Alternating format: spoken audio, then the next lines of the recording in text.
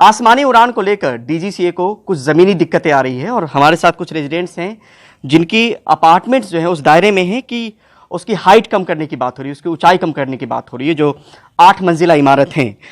तमाम लोगों से बात करने की कोशिश करते हैं, समझने की कोशिश करते हैं कि आखिर मुद्दा क्या है। सर, अपना अगर नाम बता पाएं आप। मेरा नाम NS मोर है, मैं प्रेसिडेंट हूँ RWA गंगा का।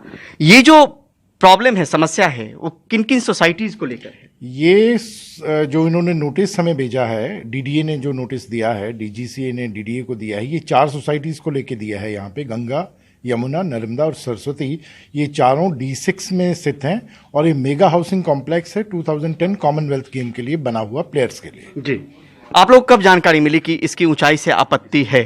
हमें 26 तारीख को ये जानकारी मिली, 26 या 27 तारीख को ये जानकारी मिली DDA के लेटर के द्वारा। जो DDA को लेटर DGCA ने दिया था, हमें DGCA ने कोई डायरेक्ट लेटर नहीं दिया, क्योंकि बिल्डिंग DDA ने बनवाई थी, 2010 में बनवाई थी, तो DDA से कॉरेस्पॉन्डेंस किया DGCA ने। देखिए जी, DDA से कॉरेस्पॉन्डेंस किया DGCA ने, लेकिन इसकी ओनरशिप फ्री होल्ड फ्लैट्स हैं, this lies with the residents. So इसकी बातचीत या तो रेजिडेंट से होनी चाहिए थी नोटिस, या फिर इसका RWA से होनी चाहिए थी, which is the registered and recognised body by DDA itself. क्या कहा गया आप लोग को कि इसकी ऊंचाई कम करनी है?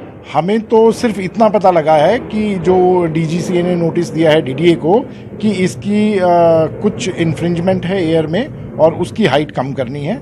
लेकिन हाइट कम करने से रेजिडेंट्स को बड़ी दिक्कत है, क्योंकि सबसे ऊपर बड़ी एसेंशियल चीज़ें हैं। सबसे पहली चीज़ तो पोर्टेबल वाटर है, दूसरा स्प्रिंकलिंग वाटर ऊपर है फॉर फायर, क्योंकि यहाँ पे हर जगह स्प्रिंकलर लगे हुए हैं और फायर के टाइम पे मल्टी स्टोरी अपार्टमेंट में बड़ा मुश्किल हो जाएगा। अगर ये हाइट इन्फ्रिंजमेंट मानते हैं और ये हाइट कम की गई तो कम से कम पोर्टेबल वाटर, फायर टैंक, 8 मंजिल पे चढ़ने के लिए इतनी बड़ी लिफ्ट, वो सारी खत्म हो जाएगी और हो सकता है कुछ अपार्टमेंट में तो 8वीं मंजिल पे भी आघात हो, असर हो। कुल कितनी आबादी होगी, कितने टावर्स हैं इस 4 सोसाइटी में? सर देखिए जी, इस 4 सोसाइटी में हर सोसाइटी में 10 टावर हैं, कुल मिला के 40 टावर हैं। 40 टावर्स में से हाई राइज टावर हैं वो 16 हैं और 16 टावर्स में से तकरीबन 1600 फैमिलीज रहती हैं। एक फैमिली में अगर आप 4 आदमी 5 आदमी भी मान लो तो आप देख लो, lot of people, whole residents are going to suffer. सब लोगों को समस्या होगी। सर, अपना नाम बता दीजिए आप एक बार। मेरा नाम प्रोफेसर अभय मौर्य है और मैं RWA यमुना का प्रेसिडेंट हूँ जी। मैं रिटायरमेंट के बाद I retired as a vice chancellor. Retirement के बाद अपनी वाइफ, मेरी वाइफ भी प्रोफेसर है, उनकी रिटायरमेंट के बाद 2017 में हमने यहाँ पर फ्लैट लिया था। अपनी कमाई थी ज़िंदगी की, उसको लगाकर। और जिस समय हमने ये फ्लैट लिया था, हमें कोई समस्या नहीं बताई गई थी, ना हाइट की ना कोई और कि इन कॉम्प्लेक्सेस में कोई समस्या है। DDA ने कुछ नहीं बताया? DDA ने भी नहीं बताया था, किसी और ने भी नहीं बताया था। इस बात की कोई चर्चा ही नहीं थी। चर्चा होती तो हम नहीं लेते। तो इसी तरह सभी रेजिडेंट्स का ये है। 2010 में बना था, ये कॉम्प्लेक्सेस बने थे, कॉमनवेल्थ गेम्स के लिए बनाए थे और उसके बाद तुरंत इनको बेच दिया था DDA ने। कीमत उस वक्त कितने से कितने के बीच में थी सर इस फ्लैट्स की? अगर एक रेंज ये मैं नहीं बता पाऊंगा उस समय कितनी है। आप जो 3 बेडरूम की जो कीमत है 2 करोड़ से कुछ ऊपर है और यहाँ छोटे मकान भी हैं, उनकी 1 करोड़ के लगभग होगी। 1 करोड़ से लेके 2-2.5 तक होगी। अब आप लोग क्या करने वाले हैं? अपील करेंगे? देखिए, हमें सबसे खराब बात जो रही, हालांकि हम मालिक हैं इन स्ट्रक्चर्स के, इन मकानों के, DGCA ने हमें पार्टी नहीं बनाया, हमें नहीं बुलाया। उन्होंने DDA को बुलाया, जो DDA का इस समय कोई लीगल स्टेटस नहीं है एज ओनर। हमें पार्टी बनाया जाना चाहिए था। हम अपना केस रखते, तो वो नहीं किया गया। तो अब हमें इनडायरेक्टली DDA ने, हालांकि ऑर्डर 27 जुलाई को पास हुआ था, अभी अगस्त में DDA ने उसकी कॉपी हमें भेजी है और अब हम अपील तैयार कर रहे हैं, अपील तैयार करेंगे। DDA से भी हम रिक्वेस्ट कर रहे हैं वो भी अपील डालें। सबसे जो इस समय बुरी बात ये हुई है कि वैसे भी केस भी नहीं बनता कि मैंने जैसे बताया, हमारा टावर है Y6, वो ईस्टर्न मोस्ट टावर है। जहाँ से जब मान लो कि वो अगर प्लेन की लैंडिंग शुरू होती है तो हाईएस्ट पॉइंट से होती है, तो उसकी हाइट परमिसिबल रखी है सी लेवल से 296 मीटर। और उसके आगे जब आते हैं एयरपोर्ट की तरफ आते हैं तो हाइट परमिसिबल कम होनी चाहिए। उसके बाद गंगा आता है, गंगा की 298 परमिसिबल हाइट रखी है, जो कि एयरपोर्ट के ज़्यादा करीब है। Y6 जो यमुना का है वो एयरपोर्ट से ज़्यादा दूर है। उससे आगे जो वेस्टर्न मोस्ट ब्लॉक है and that is Ganga, zari, Saraswati and Narmada, जो एयरपोर्ट के बिल्कुल करीब, ज़्यादा करीब, बिल्कुल तो नहीं है, 11 किलोमीटर वो भी है। तो उनकी हाइट वही है जो ईस्टर्न मोस्ट ब्लॉक जो है यमुना का Y6 की है। तो अपने में इन हाइट जो फिक्स की गई है इनमें भारी एनोमली है, ये आर्बिट्रेरीली की गई है। और इनके ऊपर आपने भी देखा होगा प्लेन उड़ता, वो सामने प्लेन उड़ता हुआ आ रहा है, देखिए कितनी हमारे टावर से कितना ऊंचा जाता है। आप देखिए, दिखाएं आपको तो एक बार वो भी दिखाते हैं कि प्लेन जो है आप देखिए कि कहाँ पे है अभी स्थिति। ये देखिए बिल्कुल हमारे टावर के ऊपर से जा रहा है और यहाँ पे कम से कम 500 मीटर का है। यहाँ पे अगर दिखाएं तो आप देखिए ये आपको फ्लाइट नज़र आ रही होगी, ये रही। और ये देखिए ये अपार्टमेंट जहाँ पे हम हैं, और यहाँ से आपको दिखाने की कोशिश करें कि ऊंचाई कितनी है। हालांकि नियम कायदे कानून की बात होती है वो DGCA तय करेगा। DDA ने बिल्डिंग बनाई थी, उनको भी देखना चाहिए था कि कहाँ पे कमियां है या किस तरीके से उसको दुरुस्त किया जा सकता है। लेकिन अब वो तमाम जो रेजिडेंट्स हैं जो यहाँ रह रहे हैं उनकी मुसीबतें और समस्या जो बढ़ी हुई। सर कितने दिनों में अपील अपील तो हमारा टाइम बड़ा कम रह गया, हम तुरंत ही कर रहे हैं, 1-2 दिन में अपील फाइल कर देंगे। और DGCA से भी मिलेंगे DDA में, उनसे भी मिल रहे हैं।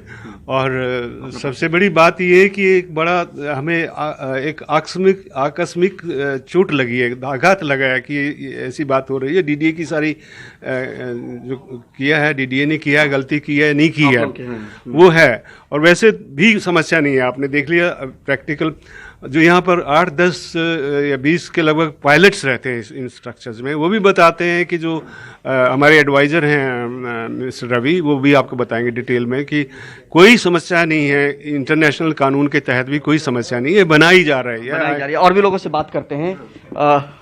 रवि साहब है हमारे साथ। सर आपसे भी समझना चाहेंगे, दलील अगर हम बताएं एक एक पॉइंट करके, तो हम लोगों की दलील क्या क्या है मोटे तौर पर संक्षेप में, कि हम लोग गलत नहीं हैं और कहीं कोई दिक्कत नहीं है। इसमें सबसे बड़ा जो ऑब्जेक्शन, ये जो 2009 में ये जो कॉम्प्लेक्स बना, उसके लिए DDA ने एयरपोर्ट्स अथॉरिटी ऑफ इंडिया को एक NOC मांगा था। उन्होंने उसमें NOC दिया। वो NOC के अंदर एक स्पेसिफिक कंडीशन लगाया था, कितनी हाइट रखना है, इसका कोऑर्डिनेट्स कितना रखना है बिल्डिंग्स की, वो उसके ऊपर आप एक ओवरहेड वाटर टैंक्स नहीं बनाओगे, लाइटनिंग अरेस्टर्स नहीं डालोगे, lightning then lift machine room नहीं डालोगे, ये एक बात था। ममटी भी नहीं बना सकता है। लेकिन DDA ने ये सब चीज़ें तो बना दिया। बनाने के बाद जो लोग खरीदने के लिए आया, उनको ये नहीं बोला, ये जो NOC में ये चीज़ें नहीं थे, तो लोगों ने खरीद लिया। अभी जो बात हुआ है, ये जो बनाया है, ये सब ये एयरपोर्ट हमारा डयल जो है, हमारा एयरपोर्ट ऑपरेटर IJ एयरपोर्ट का, इनका कहने, इन्होंने एक इसका एक सर्वे करके इधर जो ममटी बनाया है, ममटी है, ओवरहेड टैंक है, लिफ्ट रूम है, ये सब ऑब्स्टेकल है एयरक्राफ्ट मूवमेंट के लिए, ये बात हुआ है। लेकिन इसमें ये बात जब 2017-18 में हुआ था, हम लोग भी सब RW तरफ से चार RW वाले रिप्रेजेंटेटिव जाके BC साहब को, वाइस चेयरमैन DDA को मिला था। उन्होंने स्पेसिफिक डिसीजन इसमें लिया है। ये जो इसका जो बनाया है, DDA का जो असेट्स बनाया है, जो ममटी है, ओवरहेड टैंक है, लाइटनिंग अरेस्टर्स है और लिफ्ट मशीन रूम है, इसके लिए हम रिवाइज्ड एक परमिशन एयरपोर्ट्स अथॉरिटी से लेने का एक डिसीजन हुआ था। वो मीटिंग के अंदर एयरपोर्ट्स, बात 2018 की ना, वो 19 की बात है। उसके वो मीटिंग में वो दिल्ली का सारे डिस्ट्रिक्ट मैजिस्ट्रेट्स हाजिर थे, डयल का रिप्रेजेंटेटिव थे, एयरपोर्ट्स अथॉरिटी के भी हाजिर रिप्रेजेंटेटिव हाजिर थे। और इसके बाद जो डिसीजन हुआ, फ्रेश NOC लेने के लिए एक एप्लीकेशन करने की बात हुआ था। लेकिन DDA की तरफ से अभी तक ये कोई एप्लीकेशन एयरपोर्ट्स अथॉरिटी में रिवाइज्ड हाइट के लिए लिया नहीं, एज पर लेटेस्ट कोऑर्डिनेट। उनको ले लेना चाहिए तो आज की दिक्कत नहीं आती। हाँ, अगर ले लिया हो तो ये सब प्रॉब्लम बिल्कुल नहीं था। अभी जो भी इन्फ्रिंजमेंट की जो बात हुआ है, उसमें एक 0.12 मीटर से करीबन 3 मीटर तक की ये आ रहा है, इन्फ्रिंजमेंट आ रहा है। लेकिन इसके बारे में हमने एयरपोर्ट काफ़ी सारे पायलट से भी बात किया, क्योंकि एयरक्राफ्ट जो है चलाते हैं वही लोग हैं, उनके लिए कोई ऑब्स्टेकल है। इन्होंने क्लियरली बोला है, जो काफ़ी सारे पायलट्स ये कॉलोनी में रहते हैं, उनका कहना ये है, दो दिल्ली एयरपोर्ट के अंदर उनका जो जेप्सन चार्ट जो है, जेप्सन चार्ट में कोई भी किसी प्रकार का ऑब्स्टेकल हो उसमें रिफ्लेक्ट होता है। वो उसमें दिल्ली एयरपोर्ट के बारे में किसी प्रकार का ऑब्स्टेकल नहीं है, नंबर 1। नंबर किसी आज तक किसी प्रकार का स्पूरियस वार्निंग भी पायलट्स को मिला नहीं है हमारा कॉम्प्लेक्स के ऊपर उड़ाने के लिए, लैंडिंग करने के वक्त। और तीसरी बात यह है, दिल्ली एयरपोर्ट के लिए, दिल्ली एयरपोर्ट का जो लैंडिंग जो पाथ है ना, उसके लिए 3 डिग्री ग्लाइड स्कोप पाथ बोलते हैं। It's a normal landing path it is. Therefore, it should not be these Mumty and the overhead water tanks and whatever the other structures built by the DDA is definitely not an obstacle at all.